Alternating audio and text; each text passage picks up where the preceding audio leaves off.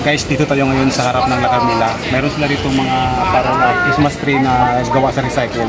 Tingnan natin guys kung gaano kaganda.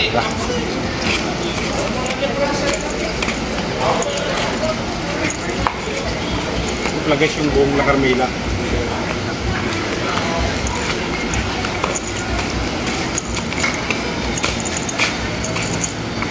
So guys, kung nakikita nyo guys, napakaganda ng mga parang na ginawa nila. Then may mga Christmas tree rin na ginawa dito guys. Ito.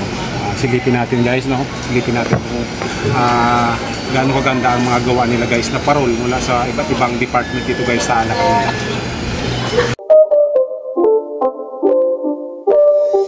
It's not a game, it's a rich thing.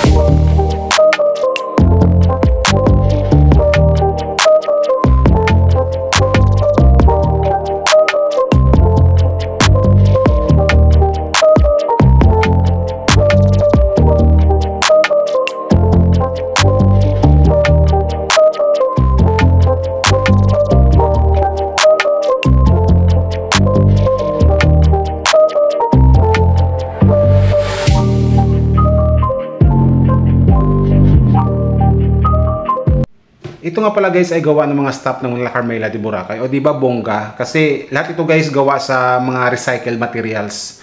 No, kung makikita nyo para siyang kakaiba na parang binili mo siya talaga at pinaganda. So hindi yan guys dahil lahat ito guys ay recycled materials.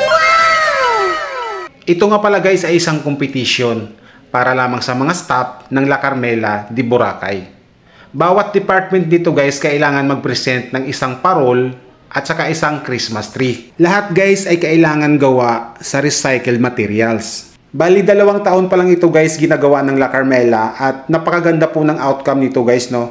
Ang daming nagsasabi dito guys, no, na sabi nila maganda raw yung naisip ng La Carmela para magpagawa sa mga staff ng mga ganitong bagay. Once a year guys, no, every December tuwing sasapit yung Pasko. Alam nyo ba guys na sobrang hirap yung paggawa nito kasi isipin mo yung materials na gagamitin mo, ano bang klaseng recycle yung pwede mong gamitin para mabuo mo guys yung isang parol at saka yung isang Christmas tree. Kaya guys, sa mga staff na gumawa nito guys, no, congratulations sa inyong lahat. Worth it yung pagod ninyo dito guys, no. Kasi aside sa malaki yung price ng nanalo, malaki rin guys yung consolation dito. Parang yung kung ano yung pagod na binigay nyo dito guys ay binalik naman ng La Carmela para maging masaya ang lahat. At para sa grand winner dito guys, no, congratulations sa F&B department.